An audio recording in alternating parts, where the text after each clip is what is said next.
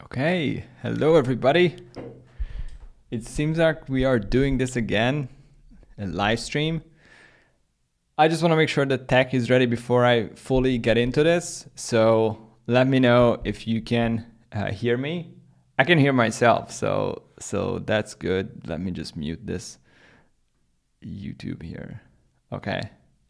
So hello everybody. While other people are joining as well, just put it in the chat where you're from.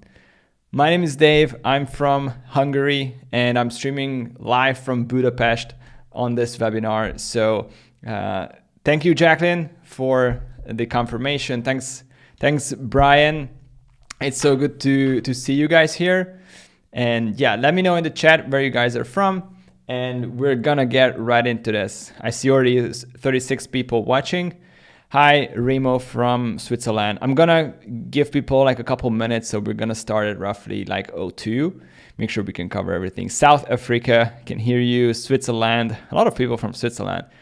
We have Philip from New York, Edward from UK. Hi, Edward, how's it going, man?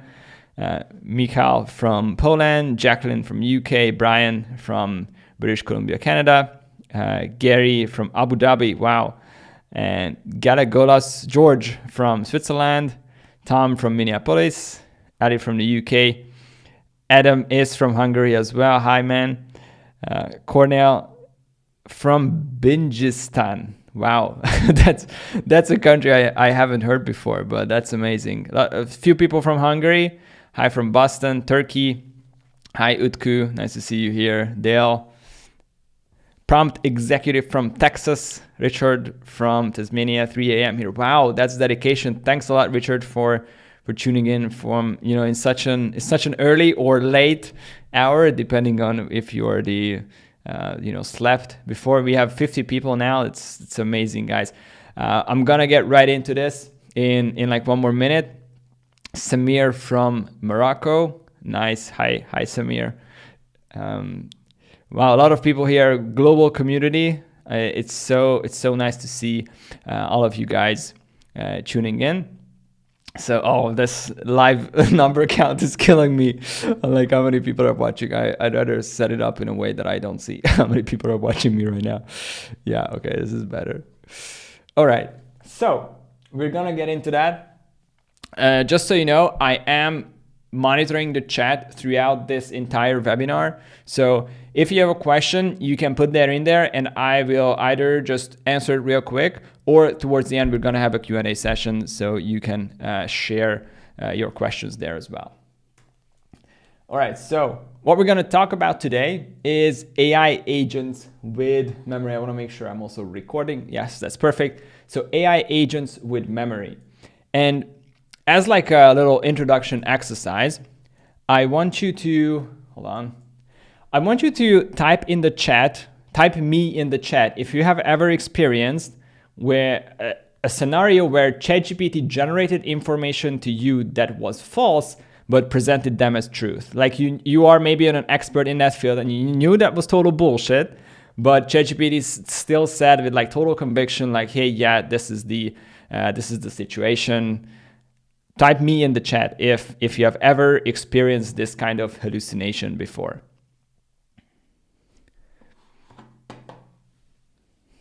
I don't know how much the delay is on the live stream, and I cannot change it after I went live. So next time I will change that. Dale says he experienced that before. Anybody else? Brian also, Jacqueline also. Trey, prompt executive. Edward says happens all the time. Lila, hi Lila, says me. Peter as well. It says how to measure the inner resistance of a battery. Complete nonsense answer I got. Yeah, so a lot of people are experiencing this.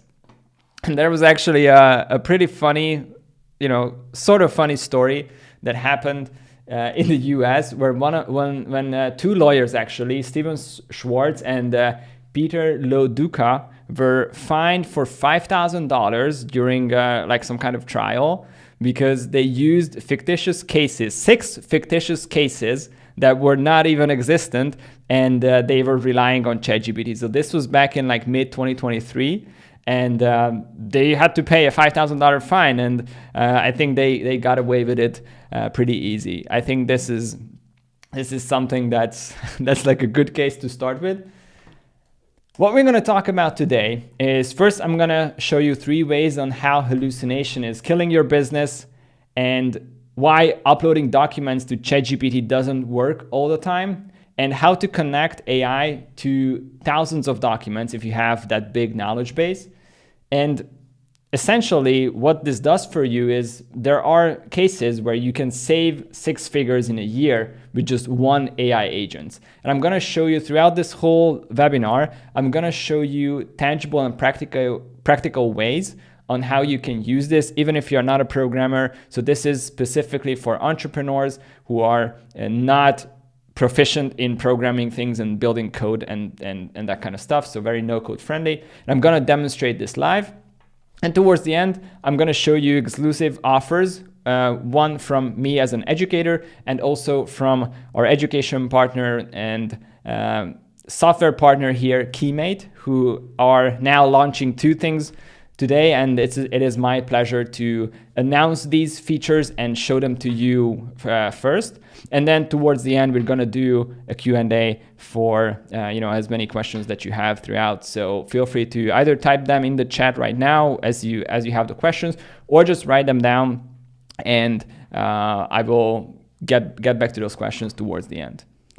So I'm going to talk about the 3 ways on how hallucination can be killing your business. First of all, if you just use ChatGPT, you might come into a case where you spend too much time prompting and you're just not getting the right kind of answer. It's not giving you the good stuff, but you just spend time prompting again and again and trying to fix it. And at that point, you're just like, oh my God, I could have just done this by myself from the beginning. And there's like a lot of time and frustration happening there. The second thing is, people who experience this hallucination tend to not trust the AI outputs anymore, which means that they are going to be hesitant and reluctant to integrate AI into their business processes because they do not trust the AI, which means that they are going to be running things the old way. And now with AI just going like this, it's really hard to get by and stay competitive in business without having some kind of AI integrations in your workflows. And a third is the kind of lawyer example that I showed you. If you get factually wrong answers and then publish them on your website, in your promotional materials, in your terms and service, you can you can get wrong responses, give wrong responses back to your customers. If you set up a customer support agent, if you set up an appointment setter, it might set up wrong appointments. So there's like a lot of things that can go wrong with a hallucinating agent. But here in this webinar, I'm going to show you how you can fix most of that. So there are 2 main reasons on why hallucination happens. First one is the data gaps, which is like the training data is basically just missing from ChatGPT or Claude or Gemini or whatever you're using. And it just wasn't trained on that information, especially if you're working with niche information, then it's not going to know that. Another way that it cannot be trained on data, if it is your confidential data that was never released before, or if you're running a very small company, that there's no way that your data could be inside ChatGPT. So you kind of need to fix that data gap. And then the second one is bad prompts. We're not going to talk that much about prompt engineering here. I'm going to show you a couple of things, but we are going to mainly focus on the data part. So there are 3 ways on how you can fix these data gaps. First, you can put in data in your prompt. This is the standard copy paste way, which is actually surprisingly good for creating workflows where humans are doing a big part of the work and then they just have to use ChatGPT to speed things up, and then you can just copy paste documents in there. But there are limitations to that I'm going to get in a second. You can give ChatGPT internet access, so it can kind of fill these data gaps by browsing certain websites that might have that information. Then if you do that, you are still a little bit reliant on whether the website actually has factually correct information. And we know that there's a lot of bullshit on the internet. So we don't know that. It's not 100% reliable. And then the third thing is to use a Keymate memory, which is a knowledge-based solution that allows you to upload all of your documents and then give access to your AIs in a way that is synchronized. But I'm gonna get to that in a second. So first, let's talk about how you can enter data in the prompt. We have, for every language model, we have what we call a context window, which is the maximum amount of tokens the model can see at once, maximum amount of information or words. Language models use tokens to kind of code meaning, but you can, like roughly speaking, you can say that one word is like one token. This is an oversimplification. It's very not true, but to get like a good sense of how much information that is, you can say that one token may be like 0.75 words, depending on the language. So it's always gonna be the end of the chat that you're using as your context window. Now, a couple of years ago, the models like GPT 3.4 and 3.5 and GPT-4 actually had really small context windows, like 4,000 or 8,000 tokens, which is like a couple pages in terms of document size. Now we have models with a lot bigger context windows. However, there is a problem, and this is a very recent study from last November, that more context, as you can see on this graph, can you guys see my mouse? I think you can. Yeah, so as you start loading more documents here in the context lens on the right hand side, as you start loading more documents, first you get more accuracy and more correctness, and then as you start to overload the context window of the model, this thing starts to drop. And for some models, this works pretty well. Like, for example, you can see Gemini all the way here up until 2 million still has roughly the same correctness, but you can also see a little drop in here. But there are other models that drop way more. And this, again, causes hallucination and causes factually wrong answers.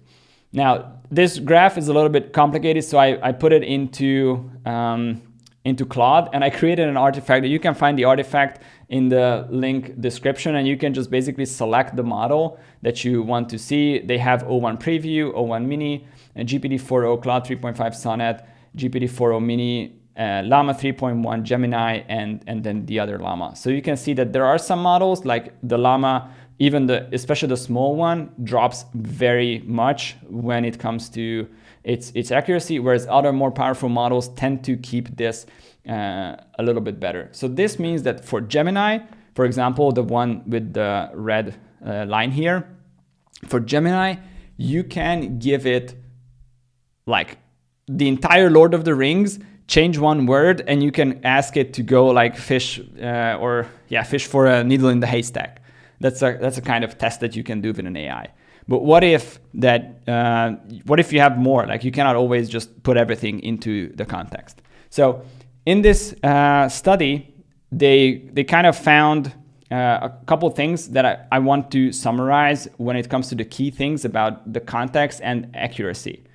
What we see here is larger context does not equal more linear accuracy gain. So if I go back, you can see that roughly after like 4,000 or 8,000 tokens, it just does not increase with like getting more and more and more information. Another thing is there is a bias towards the recent tokens, which means that the tokens that the model sees at the end of the message are gonna have more weight to them, essentially. So if you put like crucial parts in the beginning, it's gonna be recognized more. And then the third one is the last in the middle problem, which is also, it builds on this second principle that there's a bias towards the recent tokens. There's also a bias in these language models towards the first tokens. So it's kind of like the middle part of it that kind of like falls out. So the shorter your prompt is, you actually have more in the beginning and the end that it can work with really well. And it seems like the effective context is roughly 50% of the maximum context for most models. So this is like a good ballpark that you can load that much stuff into your context. So that is the first way on like entering data into the context length. But what if you have thousands of books articles, websites, and so on that you want to use an AI to give you answers from those documents. And there is one of our students who is in the Prompt Master community, Shay, who analyzed hundreds of research papers relevant to her company in less than 20 minutes using Keymate and using the things that I'm going to show you in this webinar. And what that allowed her to do is to shrink down the time that it takes for her to do the full research from weeks to, well, a lot less, 20 minutes. Obviously, she had to do a little bit of review, but it made her a lot faster, which means that she could get her medical products out in the market faster. So that is why this is important. You can gain efficiency and you can gain your time back by being faster with this kind of research, and with like a lot of data, AI is really good at kind of synthesizing those. So using a knowledge base, the way it works is that you have your documents, right? So let's say you have a bunch of like PDFs in like a Dropbox folder. And then when you upload it to a knowledge base, what happens is it gets broken down into these smaller chunks of text, and those get coded as vectors. Now I'm gonna try to keep things very simple and not overcomplicate the mathematics behind this. This is what we call embedding in AI. And what that means is we can store the semantic meaning of a certain chunk in a form of numbers. This is what we call semantic search. To give you like a visual example, and this is a 2D example, in reality, this happens in thousands of dimensions. In 2D, what we can see is that I've just laid out a couple of topics that I usually teach in the community with the 6 key elements of a prompt, these 6 elements being roughly close to each other because semantically they are similar. And then there are other topics like conversation design, no-code AI automations, Keymate, AI fine-tuning, custom GPTs, and so on that are a little bit further apart. So the closer these dots are to each other, the more similar their meaning is. And then when you send a query, like you ask it about like, how do I add Keymate to a custom GPT? Or how do I add Keymate to no-code AI automations? And then your question, your query, your search phrase gets also converted as using the same rules as the chunks that were converted when you were creating the knowledge base. So this way, you use the same rules and you can find the semantic meaning. This is the mathematics, like the computer science behind it. What you need to understand from this is that whenever you send a search phrase to a knowledge base, it is going to give you back the chunks in, this is what we call it retrieval. And I see Nomi as like Keymate memory, is this type of RAG? Yes, it is. RAG is short for retrieval augmented generation. So let me show you how that works. This is a conversation that a user has with an AI, in this case ChatGPT, where we added a knowledge base. First, the user asks, how can I add Keymate to any custom GPT? Okay, this is the user's query. Then we have a system prompt which is hidden to the user, but the system adds this extra message to the prompt, answer the question using the extra context below. And then for the extra context, I'm going to show you how that happens. First, the user's question gets converted to what we call a query. Let's say it says add Keymate to custom GPT. An LLM can generate this query for you. Then you get the most relevant chunks from your Keymate memory, and it will have information about this query, whatever you have in your knowledge base. And then that gets added to the end of your prompt. Let's say here is extra context, highly relevant information about the Keymate API, integrating into a custom GPT, information about custom GPTs, and so on. And then the LLM responds to you with your Keymate account can be integrated, and so on. So this way you augment the generation with a retrieval. So this is why it's called retrieval augmented generation. So you have an external storage that stores this information and only brings in the relevant parts back into your prompt. So this way your knowledge base can have millions of tokens or even billions if you want to. And then what's going to happen is only the relevant part is going to be brought back into the conversation, not overloading the LLM with a lot of unnecessary stuff, not decreasing the performances as I showed you on the chart, and making sure that you're not using a lot of tokens in terms of API pricing and so on.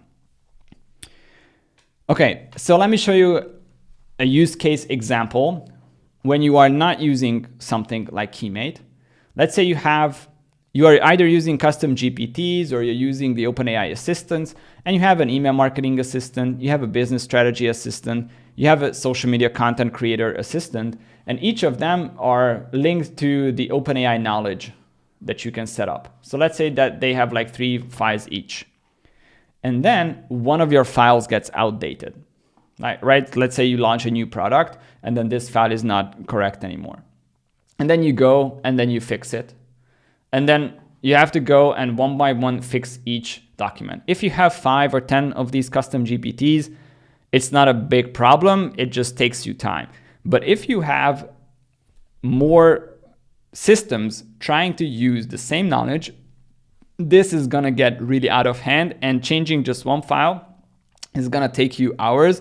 And more importantly, sometimes you might forget to change the file, and then that's going to go back to the hallucination. And that's going to be even worse because it's going to feel like that, oh, this is actually really relevant information to this business. But if it's an old policy or an old product that's not available anymore, then that's not going to do you a lot of good. So there's one simple solution that fixes this forever, which is the Keymate memory. With the Keymate memory, you can connect the same exact knowledge base to all of your custom GPTs or assistants. And if one document gets outdated, you just go and fix that and you're good to go.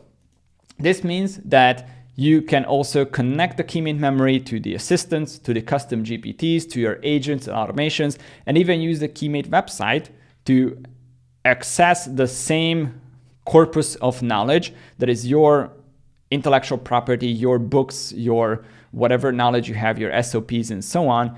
And you can have a synced hub for your knowledge that all of the team members can access. So management can access it, the marketing people can access it, customer support can, sales can, operations can, products can, and the executives have access to roughly or exactly the same information through different AI agents that are connected and configured to tell them specific things about marketing, sales, management, and so on. Now, before we get into too deep details, I want to give you an important clarification here, that there are essentially 2 types of knowledge bases. There are unstructured and then there are structured databases or knowledge bases. The unstructured ones are the ones that we're going to talk about today, which is something like the Keymate memory, which is best for creating a company wiki, storing your SOPs, standard operating procedures, storing domain knowledge, and just pretty much like storing some random stuff that you might want to use later on and then you want to use in your AI agents. On the other hand, structured knowledge bases are best for database kind of use, like having a CRM in Airtable or Excel, having a transaction list, your Stripe transactions, and having like project management systems where it's like everything has to be like there are like database items and there's a structure to that. So the unstructured ones are mostly used for semantic search and making sure that the AI does not hallucinate, whereas the structured ones are better for database use. So everything has its own use case that it's best for. Now, we roughly covered what memory is and how it can help. So I'm gonna talk a little bit about agents, and then we're gonna get into the live demos. So an agent is very simply put, and this is a slight oversimplification, I know, but I just want to make sure everybody understands the core principles, like the first principles. This is what I like to teach based on first principles. An agent has pretty much 2 things that it must be able to do. It has to perceive a certain environment through what we call sensors, and then it decides what kind of action to do and to take action that impacts that or a different environment. So an agent Really, what it needs to do is to perceive and then to take action. Now, an AI agent or an LLM agent does all of this, but it uses AI in the process, either in generating text, which is an action to be done, or deciding what to do next. This is the basic fundamental of an LLM agent or an AI agent. Now, there are a couple classes of AI agents, and this is an old 2003 classification, and there are people are arguing like we need to review this, and I totally agree. Right now, this one that I showed, this is what we call a simple reflex agent. Something happens in the environment, and then there is an instant reflex to it. It just happens because that's how the thing is configured. Then we have model-based reflex agents that have an internal model of the word and how their actions will impact that word. We have goal-based agents like GPS navigation systems, where it's like the goal is to get there and just figure it out. And then we have utility-based agents, which have some kind of utility to them. And then we have learning agents, which can go out and then learn about the word around them. Now, the key thing is the simple reflex agents, and that's what we're going to talk most about today. Some people, or like in this AI space or AI community now, there's a lot of talk about autonomous agents. So I want to spend a little time on like clarifying the differences between these two, because these are really important. The simple reflex agent is running a predefined process. It has hard-coded rules, like if this happens, then do that. It can decide on the tool use. It is pretty easy to set up. It has high reliability because it is running a predefined process with predefined rules. And it is very good and actually great for automating workflows. On the other hand, autonomous agents decide the process. They decide what you want to do. So most autonomous agents are these goal-based agents that we talked about before. They are a lot harder to set up. So it's really good to have a lot of experience configuring these LLMs and the reasoning, and even some technical background on like how to set them up properly and deploy them to a server. They have lower reliability because it's not so hard-coded, the rules. And these are great for undefined processes. So let me give you a couple of examples to help clear things up. So first, for the simple reflex agents, we have AI automations that, like maybe a transcription bot that watches a certain folder, and as soon as there's a new audio file or video file, it just boom, just runs the transcription for you and then puts the transcription in a certain folder that you defined.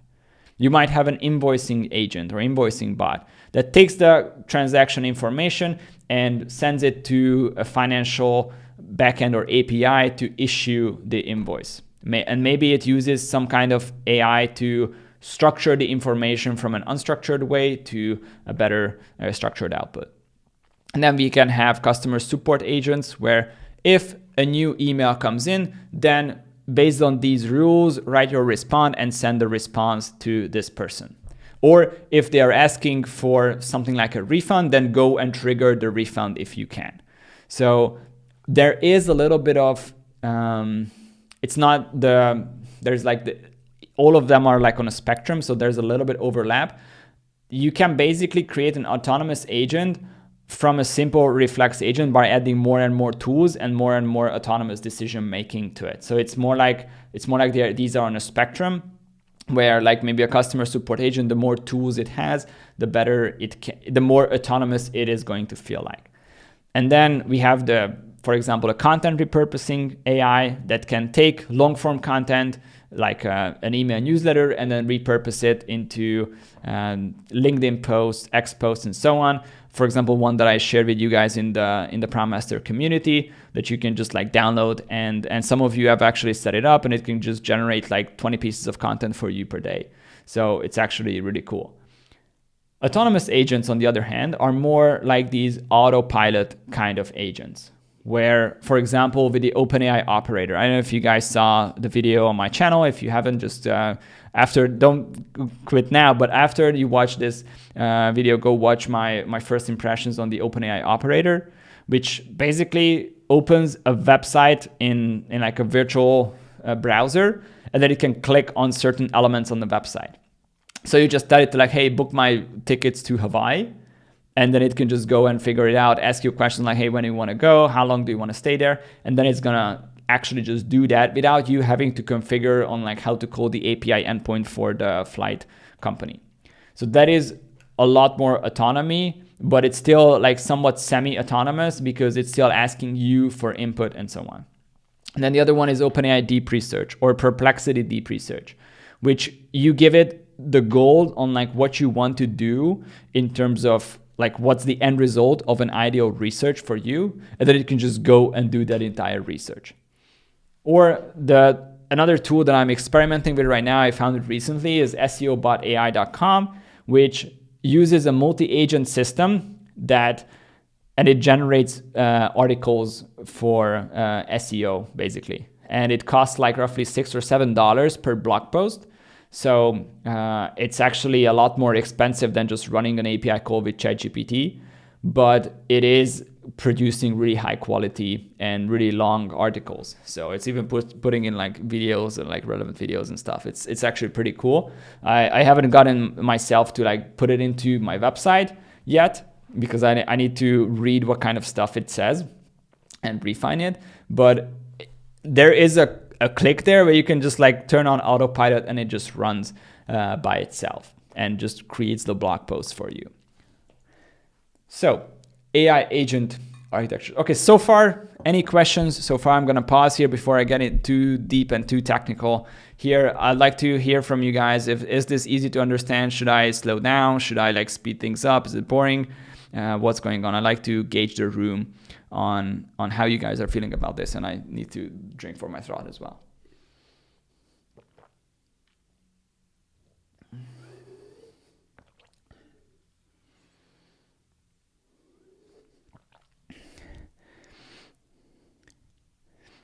Gashbar is driving in the chaos of the capital and drinking the knowledge. Is it like then on board?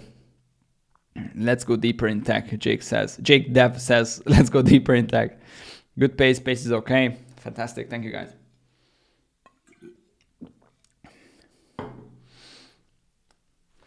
Right pace and content, good pace, maybe a bit more deeper tech. I'm getting so much great information. So far, so good. Okay, thank you guys. We're gonna get into the technical side of it in just a second. I just wanted to make sure everybody has like the same understanding on this. Jacqueline, good for me. Awesome. Thank you guys for the feedback. Utku says, I have a question about the newly proper as MCP and your comment. Okay, well, let's keep that for the Q&A. That's a total different discussion. AI agent architecture. That's what I have on the slide here. So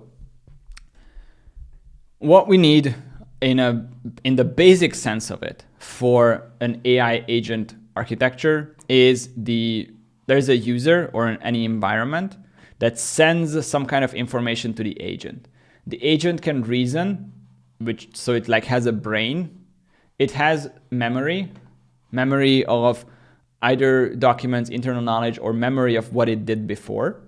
So there's like, with the OpenAI assistants, you can have like a consistent thread so it knows what it did. You can even have multi-agents talk to each other.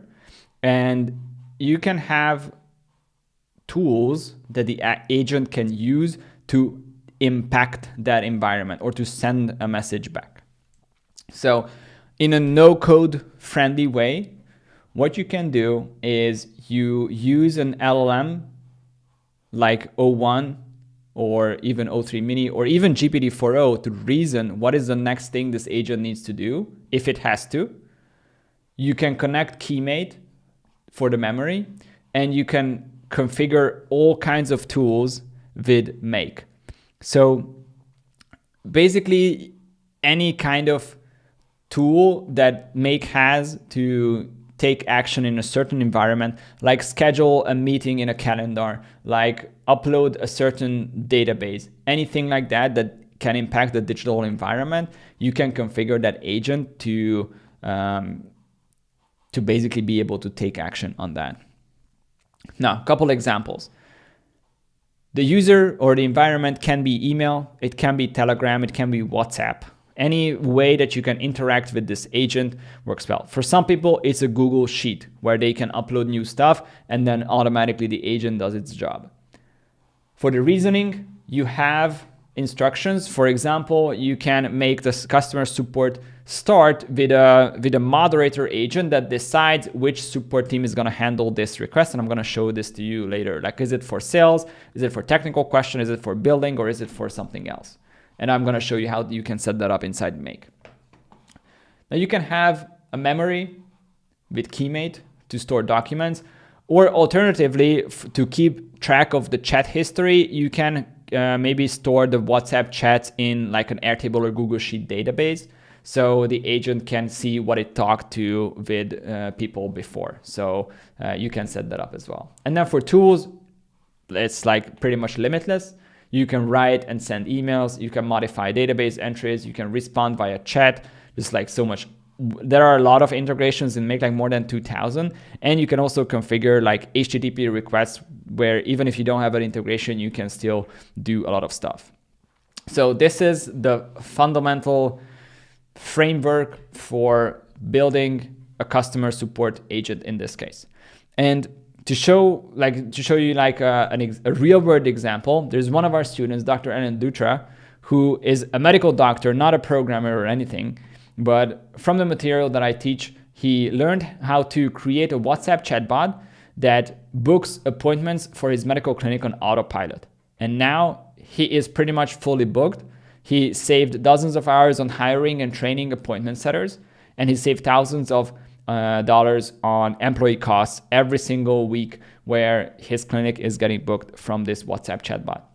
And he was so generous that he just uploaded the entire thing to our community. So you guys can just go in and download it and change it for your use case, integrate into your WhatsApp and add your own OpenAI API keys. And then it's pretty much yours to go.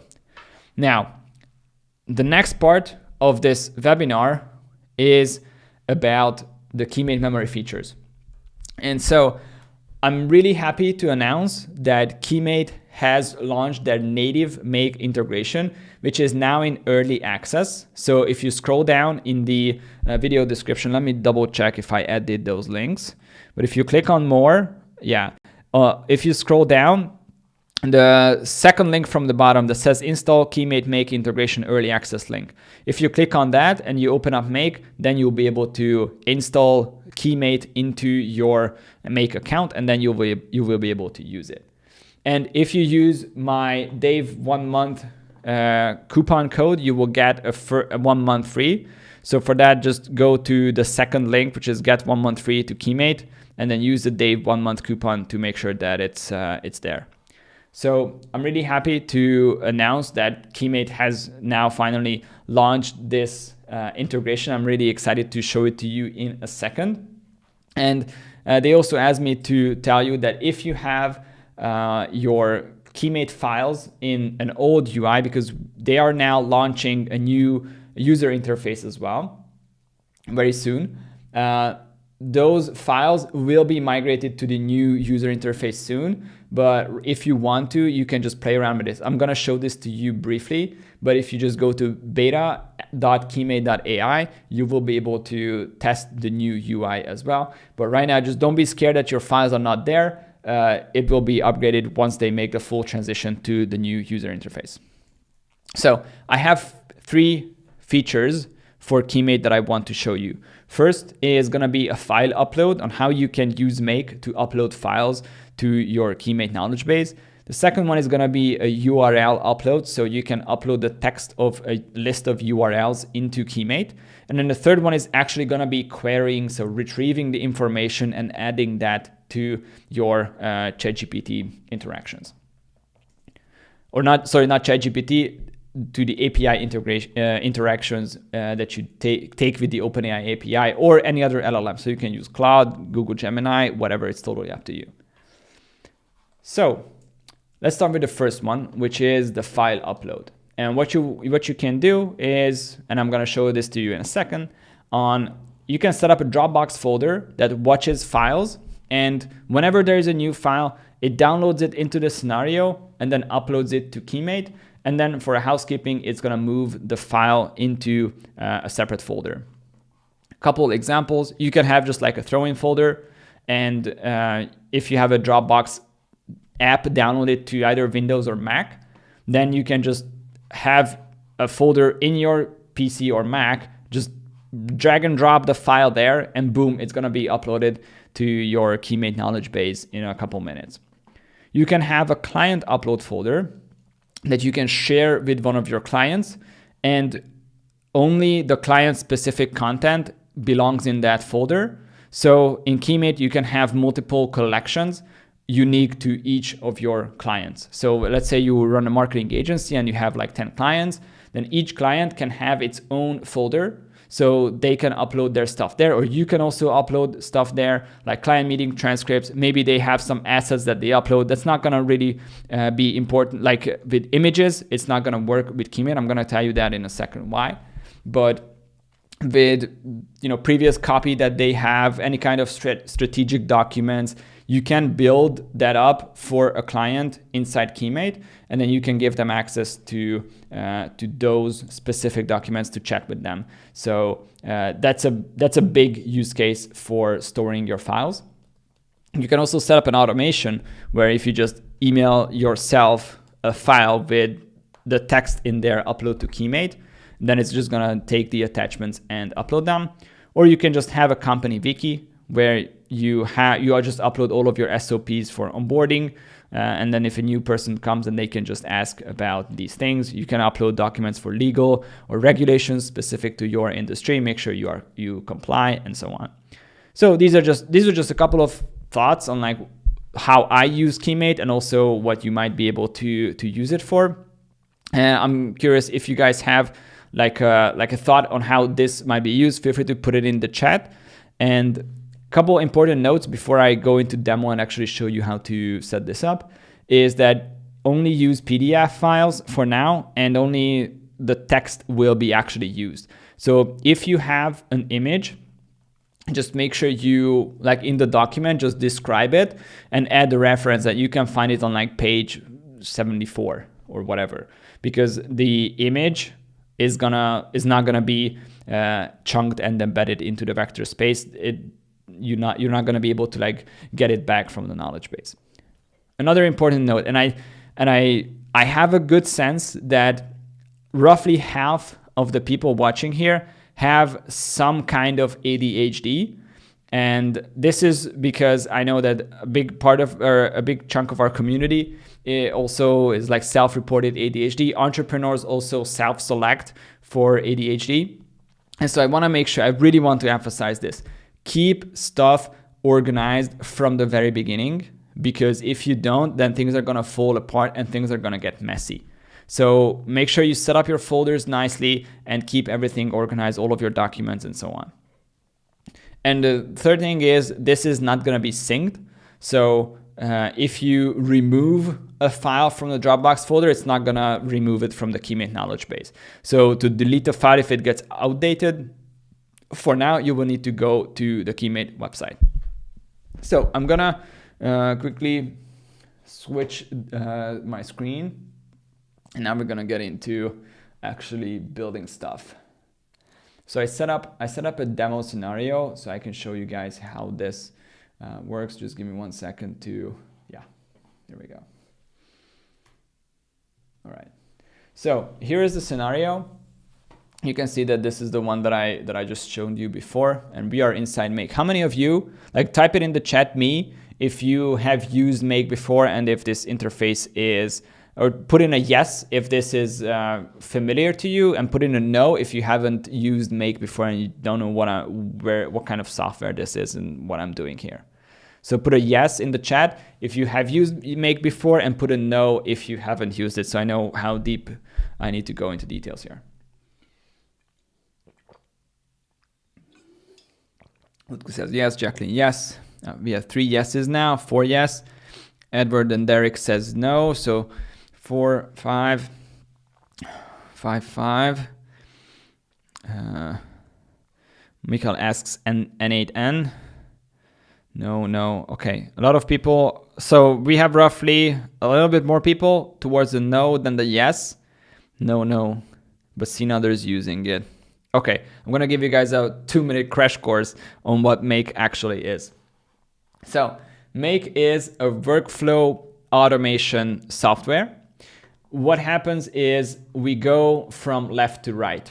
This is like the timeline on how things happen.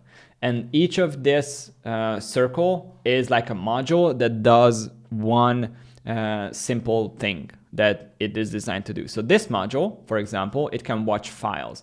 I connected it to my Dropbox account. I selected a folder, which is /automation/Keymate upload.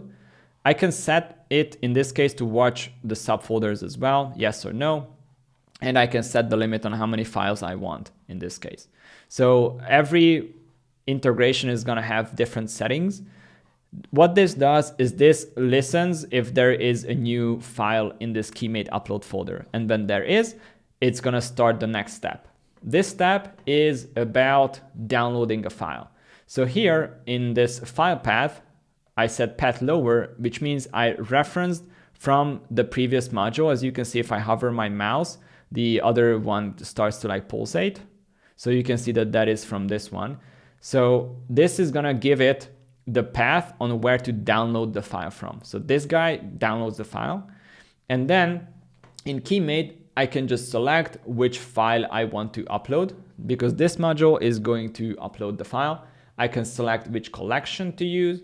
And then for housekeeping, I can move the file to a subfolder, which is like the uploaded files. And I can also store it with a different name, but it's gonna be the same name in this case.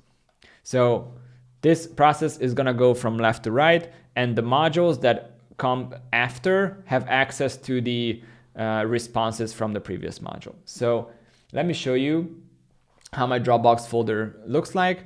We have this Keymate upload that I just made for this demo. And I have one file here, which is our 2024 Prom Master AI course transcripts. It says not in order because some videos were not in order in the folder when I created this. So what's gonna happen now is when I start this scenario, it's gonna recognize that this is a new file. It's gonna download this file here. It's gonna upload it to Keymate, and it's gonna move it into this uploaded folder. So just to make sure we have some housekeeping and everything is organized. So for those of you who have not used Make before, does that help you get like a good sense on like, okay, I kind of know what this does now. Now, let me show you what happens if I run it. So if I click run once, oh, there's something wrong. I forgot to change this thing here. Give me a second. Yeah, let's try again. Oh, I'm getting an error. Keymate guys in the chat. Keymate guys, please try to fix it for me or help me out to fix it, because half an hour ago when we tried it, this worked. Let me see. Okay, I'm gonna show you guys how to make a new connection. Maybe that's the problem. So I'm gonna say Dave 3. This is the live demo stuff. I love it.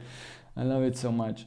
Dave 3. I'm gonna show you guys here what happens. So I can just sign in with my Google account. This is the account.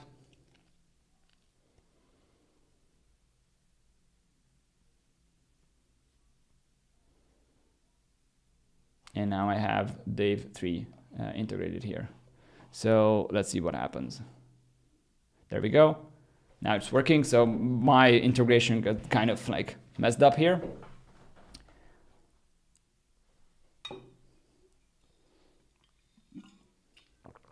I was just probably using the wrong one. Peter says, at least we know it's not fake. Yeah. Okay, so as you saw, things were going from left to right, and there was like this circle going around this one. You can see that this found the file, Prom Master AI course transcript, and then it got uploaded to my Keymate knowledge base. So the status code 200 says it successfully got uploaded. If I go back here, it disappeared from here. So let me see in my Keymate AI knowledge base if I have this file here. There we go. Actually have it here in the Dropbox uploads folder. So Prom Master AI course, now it is here. So this is one thing you can do. You can use Keymate AI for. And then let me show you like another way that you could set this up. By the way, I don't know if you guys noticed, but sometimes on the bottom, it like this scenario of a save pops up for me. I created a make user script that just clicks this save button every minute for me because I kept forgetting saving my scenarios. And one night I lost like 3 hours of work because I forgot to save it. So that was pretty frustrating. So let me show you guys what else you can do. Like there was the other one that I showed you with the email or told you about with the email. So let's say I have a Gmail module. So quick overview for those who are not familiar with Make. Make has a lot of integrations with a lot of different apps. Okay, so we can build some really robust and really cool stuff. So in this case, we can set up Gmail to watch emails. Now I can set it up on like how I wanted to filter things just to save time. I'm not gonna set this up. And then the second one is we can go and iterate attachments. This will just whatever email comes in, this will iterate attachments one by one. And then I can set up the Keymate to upload a file. Use this new authorized thing, and I'm just gonna map it. In this case, it cannot see it because we haven't run the scenario, but here I could select the file from the attachment, the file name, and in the Keymate, I can either select to create a new collection, or I can select the previous collection, and in a second, it's gonna show all of my connections here. So Prime Master website, AI course, Dropbox upload, and so on. So I could select like Dropbox uploads or anything, or email attachments, and then it would upload it to that folder. And just to be safe, I like to just keep things organized also. So in this case, you can use Dropbox as well to upload that file to a certain folder.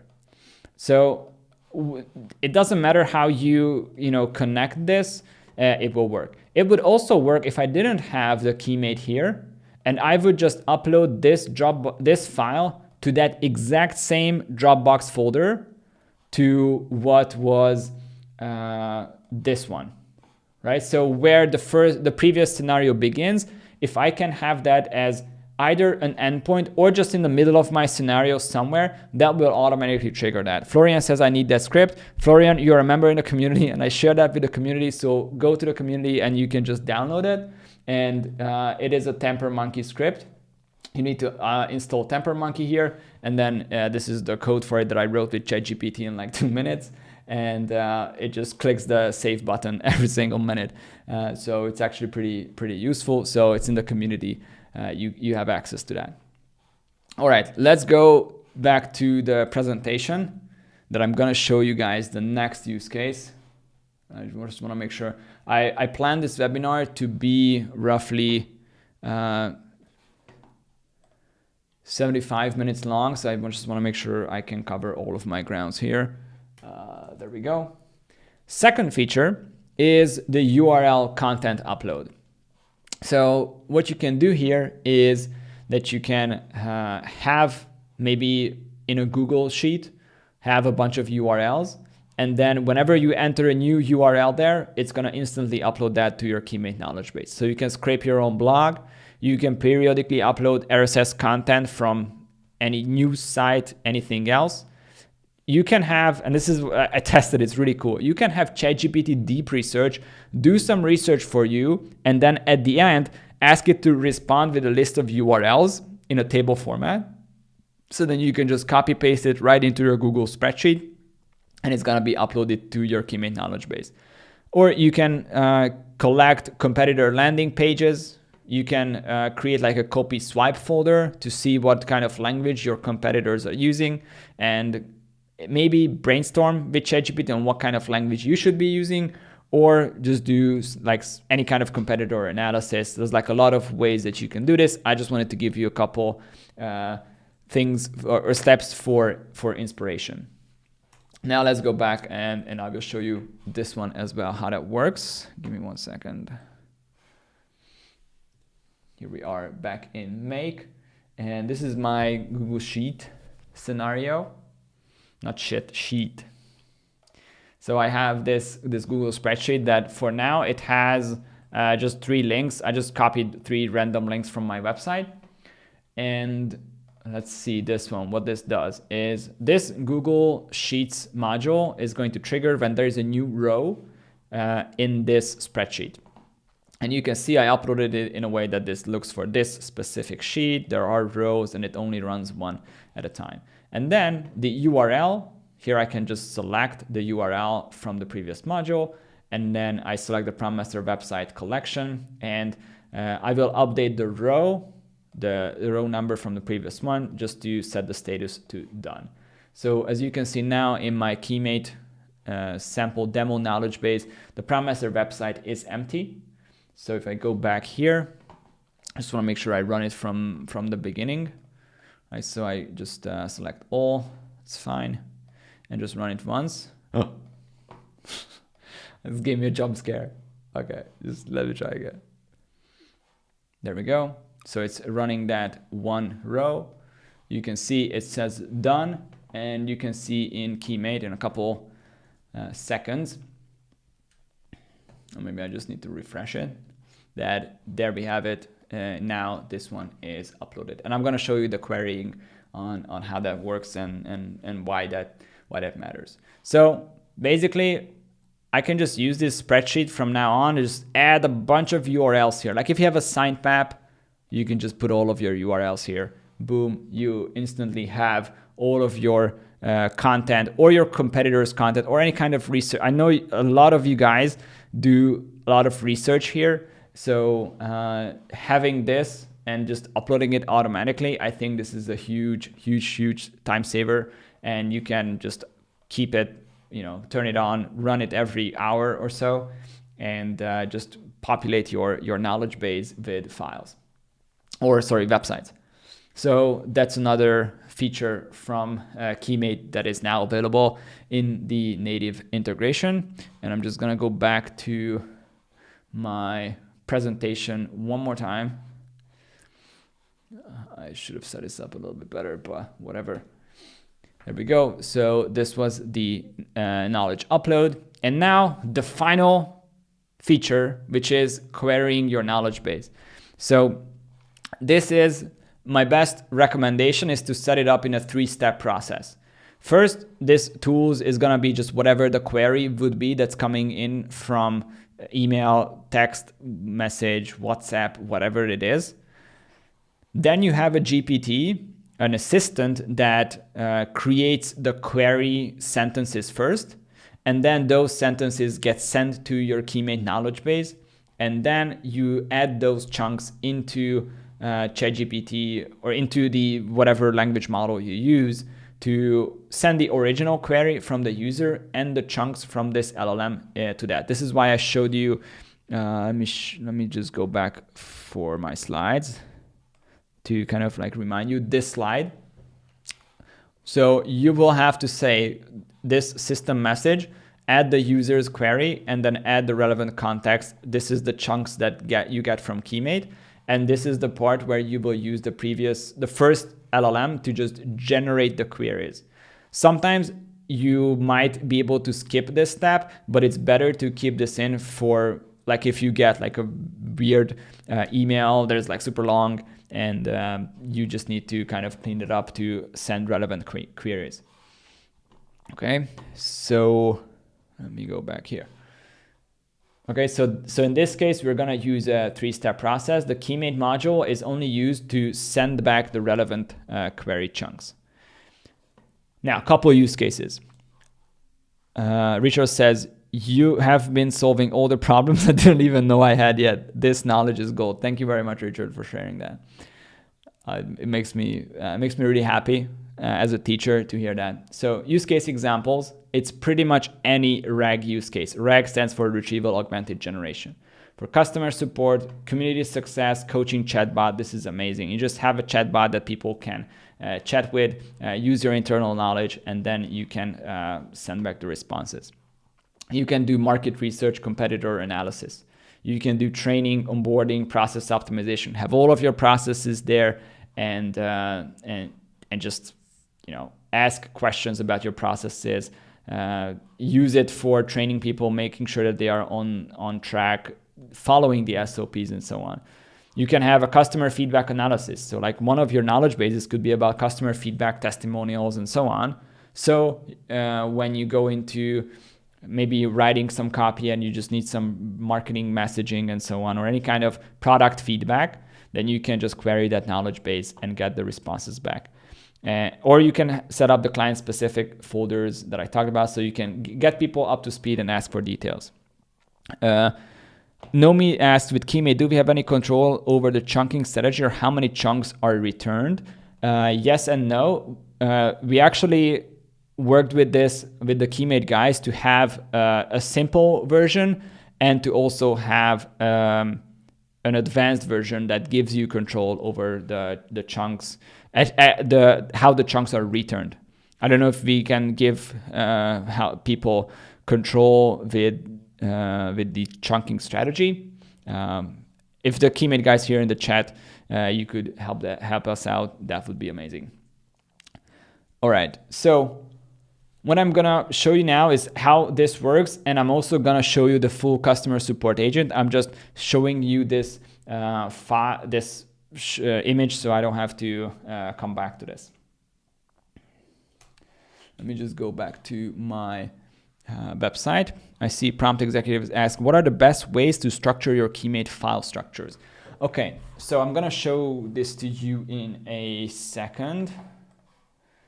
Let me just find the scenario that I'm looking for.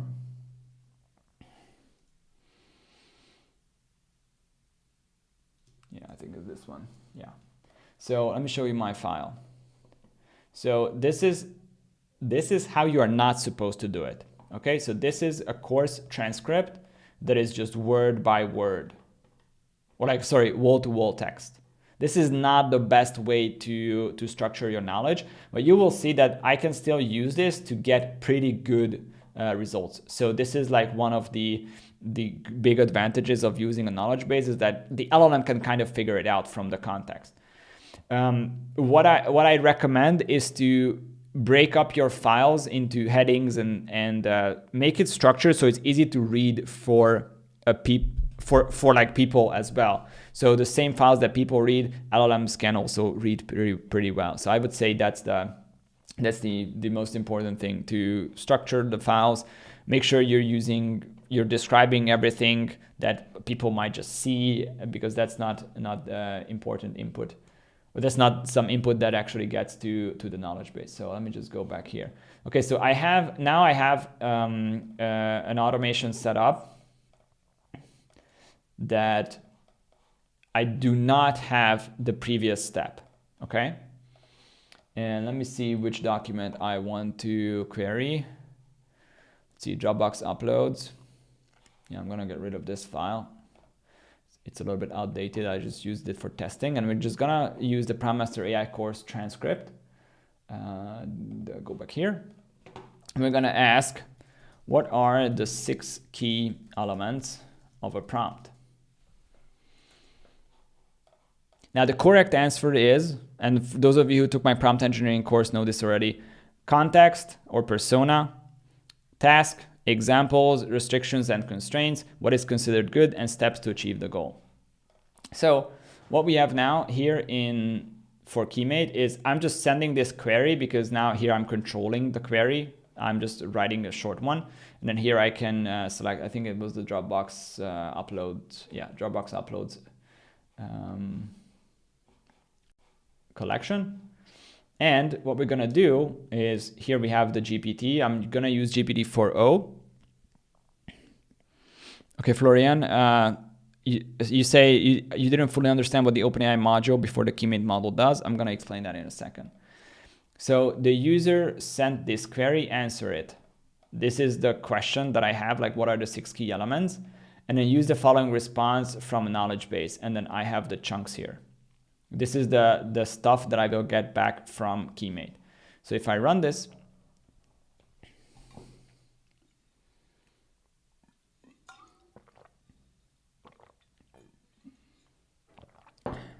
ooh, Luis, you have a really good question. I'm gonna read that out in a second.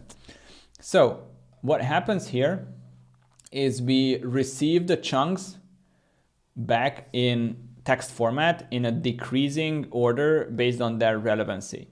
So one is like 1.00. This is like very good. This found some information about the 6 key elements. And we'll see how well, we don't need to obviously read through that. And then here we have the final response that says the 6 key elements of a prompt as described in the course referred to in the knowledge-based response are context or persona, task definition, examples, constraints, success definition, expected steps. Now, if you just ask ChatGPT, it's going to say things like clarity, task. It might say examples or like brevity and these kinds of things, but this is based on, I need to update my make script so it doesn't take away the screen when this is open. Yeah, so this is now a good response. Now I'm gonna go back and I'm gonna find the scenario to explain to Florian and everybody else on what's the point of this querying step. Okay, and I'm just gonna change this to Dave 3. I'll just clean that up after. Okay, so here I have 3 inputs. One email that says this assistant needed with ChatGPT's advanced data analysis feature. Hi, support team. I've been trying to blah, blah, blah. Factually or AI generated emails. The point is that this is like some unstructured text, that this is not the best. You're not going to get the best responses if you throw this in directly into your knowledge base. So I have 3 different emails here. And now I have this assistant that I'm gonna have to open the OpenAI assistant platform, because I like to keep some of my prompts that I use repetitively in the OpenAI dashboard. I think I can show it to you guys from here. Yeah. So I went to platform.openai.com/assistants. So I'm in the dashboard where I have a lot of assistants. One is this query vector creator. And so here are the system instructions for it. You are a prompt designed to, this is AI generated as well. You are a prompt designed to process customer queries, including detailed and lengthy emails, and prepare them for retrieval augmented generation RAG. Your goal is to convert the customer's query into a concise, accurate, and relevant list of semantic search vectors in the form of short, clear sentences or phrases that can be effectively matched with relevant documents in a knowledge base. Instructions. Read the customer's query carefully, understanding the intent, issues, questions, or topics. Break down the customer's query into key semantic components, include specific issues, products, services mentioned, pain points, objectives, or explicit requests. Generate concise, clear vectors, phrases, or short sentences capturing the core meaning and intent of the customer's query. Each vector should be self-contained and semantically meaningful. Avoid filler text, greetings, closing remarks, or irrelevant details. Output only the semantic vectors clearly enumerated. And then it says, example input. Hi, I've been experiencing intermittent issues. This is an issue that I had with my sim racing wheelbase, and I just used ChatGPT to troubleshoot this, and it had it in my memory. And when I asked GPT 4.5 to generate this prompt for me yesterday, it just put this in there. So I was like, yeah, okay, we can keep that in. So as you can see, this would be like an email that I would have sent to like Fanatec customer support, and then it would give me back these outputs. So the whole point is to make this input shorter and break it down into like shorter search friendly phrases. So this is like almost like writing the Google search terms to make sure that they are high, they're gonna get high quality responses.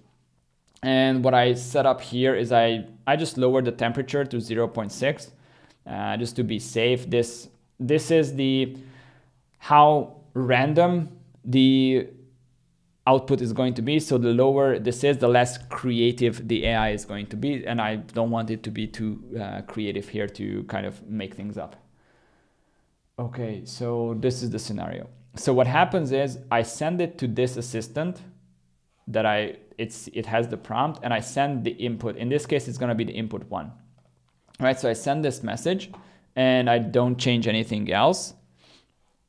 This is going to respond with the query vectors that I'm going to send to Keymate. I'm going to just query it. I leave this empty, so I'm going to query my entire knowledge base. and it's gonna send this to GPT. This is the same step as the one I had in the previous scenario, where I'm gonna just ask it, respond to the following email based on this context from a vector store. Query is the one the user sent, context is all of the chunks. Okay, so now if I just run this, you can see we are going with the first one. And you can see this is how, you know, where we are in the process. So this responded with like 5 sentences. And we have these responses. We actually get 30. Oh, oops. Yeah, I need to fix the make.com script, the saver script. So this has 32, but you can see the last one is like not really relevant. And then we have the result is, this is from the knowledge base. It says OpenAI support team. Yeah, that's hilarious. Okay. And looking at it, this is actually factually correct.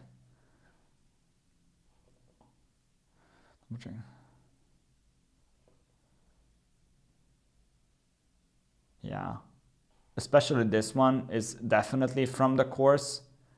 I'm not sure about these ones, but these ones are also actually correct things. So, and then what we, oh yeah, this is the one we have. So what we got back. So I think this is also, you know, like a pretty good response, and it just increases the integration or the response quality. So Nomi says, so tools here can be a Gmail integration instead. Yeah, so here I could add Gmail to send the email, and I can just you know, reference the result of the previous GPT. Yeah, exactly. That's exactly right. So this could be a watch emails instead of just me I just put it in here so I don't have to worry about just going to my emails and making sure I send a new email to myself all the time. Right? So this is how this can work. Now I'm gonna show you the let me just I'm just gonna save this. Yeah, save anyway. Save.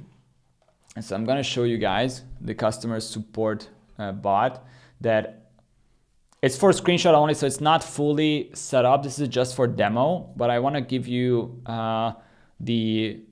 the ideas behind this, and hopefully you will be able to then use it and integrate it into your business as well. And this blueprint, I'm gonna send it out in an email to everybody who registered for this webinar. So if you sign up through the website, you will just get it. And if you are in the community, I'm gonna upload it there as well.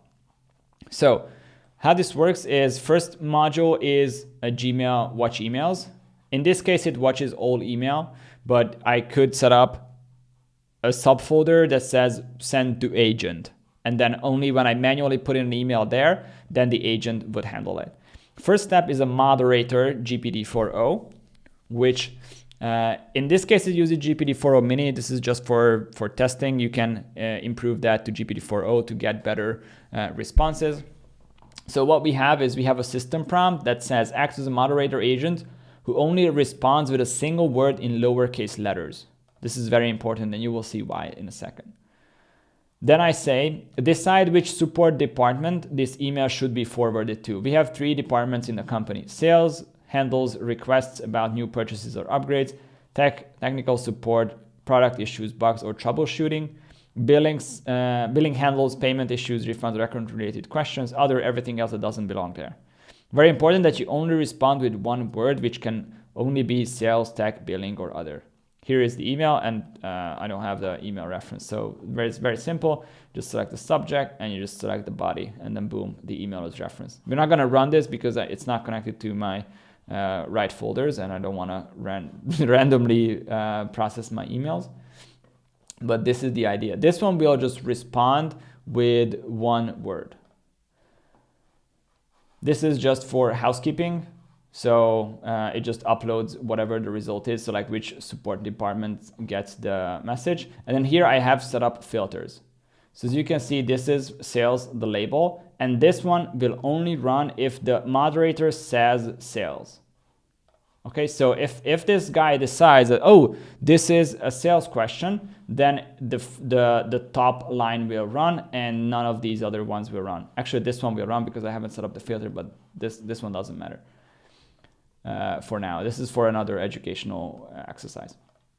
So here we have the sales system running using Keymate to, first we create the query with the same assistant, then we query the chunks, we get that back and we send that to the sales expert, which in this case has a prompt like, hey, you are a sales expert for whatever company, we have these products and so on, so you can put that in there. So you are a sales representative for Prompt Master specializing in blah, blah, blah, right?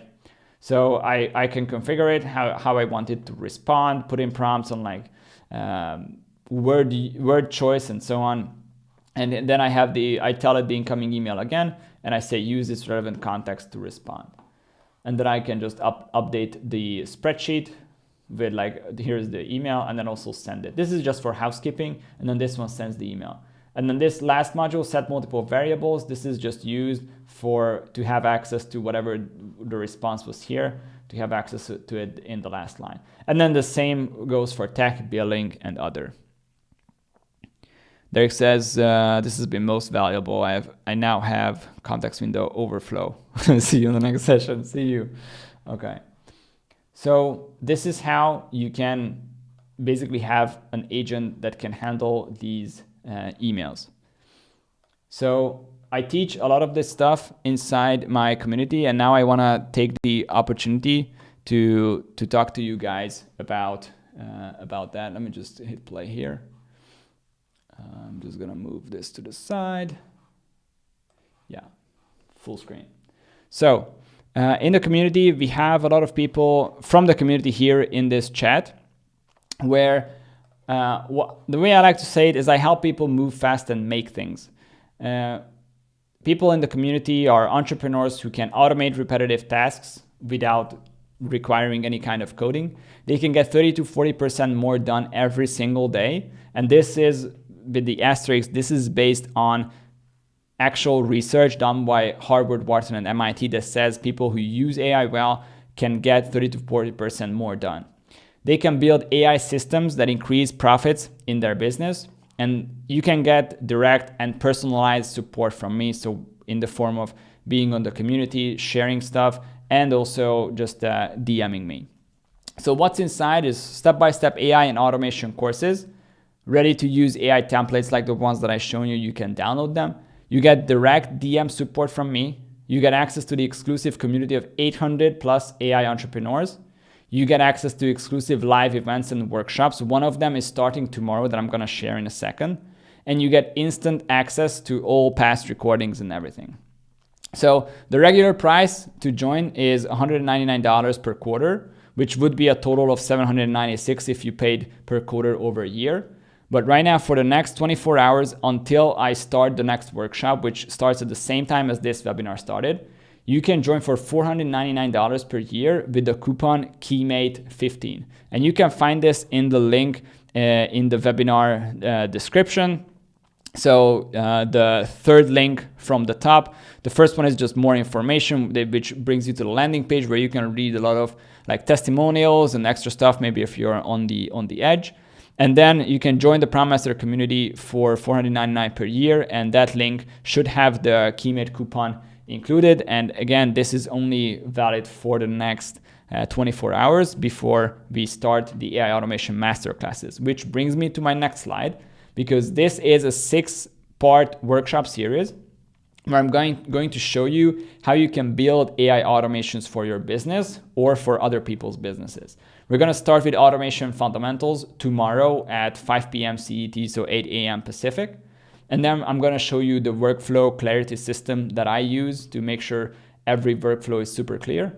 I'm going to show you in the third part, IT basics for no coders, the things that you will actually struggle with a lot if you start using Make and you don't understand these really basic fundamentals.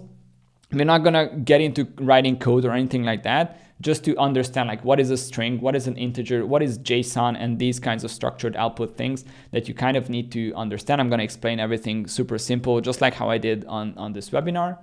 And then we're going to get into using Make and build automations like the ones that I shown you before. And then in part 5, we're going to get into more intermediate Make stuff, like how you set up loops, how you can configure actions for your agents. And in the last one, we're just going to go and just build things. So what I call making things. So to join this, you need to be a member in the Prompt Master community. So use the third link in the video description, the community at promptmaster.com, but I'm also going to try to copy this now in the chat.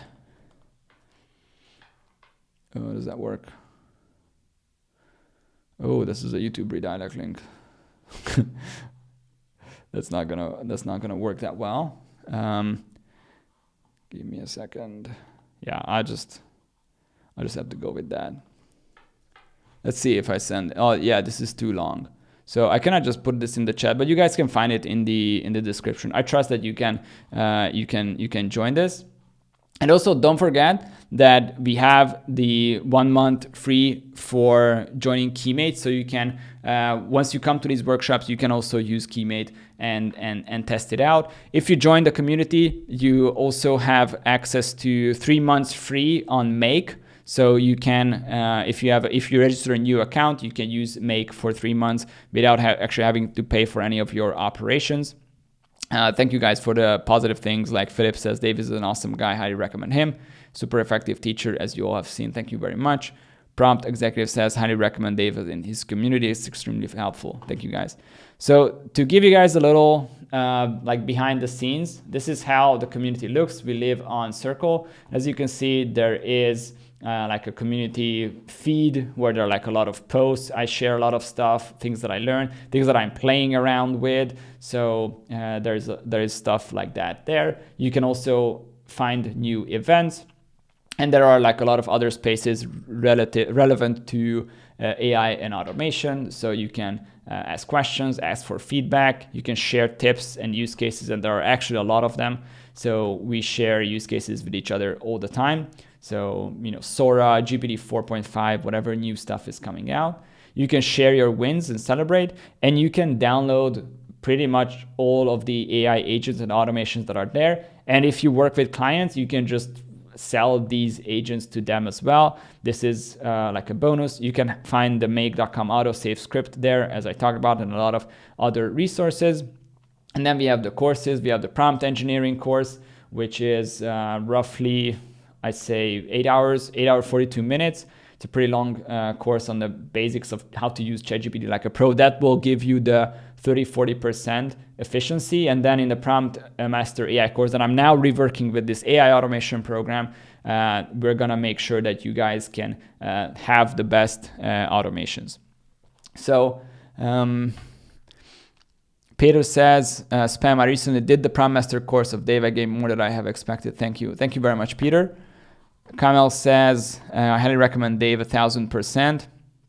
Nomi Fee says, great content, Dave, much appreciated. Thanks to everyone answering my question. You're very welcome. Tom says, outstanding, thank you. Thank you very much. Juicy asked, which Keymate version is needed? Well, I don't know exactly like the pricing from head right now for the workshops. I will tell you guys when we get to that point where we are gonna use Keymate. So now it's only gonna be in the 4th or 5th part to start integrating things with Keymate. Keymate is a slightly advanced use case for like this is some next level stuff. So I know I threw a lot of people into the deep end. Boycell asks, how much of this presentation was made by AI? Not a lot, actually. So I like to... I used ChatGPT to brainstorm about use cases. So I I went on a walk with my dog, and I just love doing this with ChatGPT all the time. So I went on a walk. I had ChatGPT in my ear. I was using GPT 4.5 for this, and I went on the walk, and I was like, hey, so I'm doing this webinar, and I need to put in more use cases. Everybody's asking for use cases, so help me. Here are like the 3 features.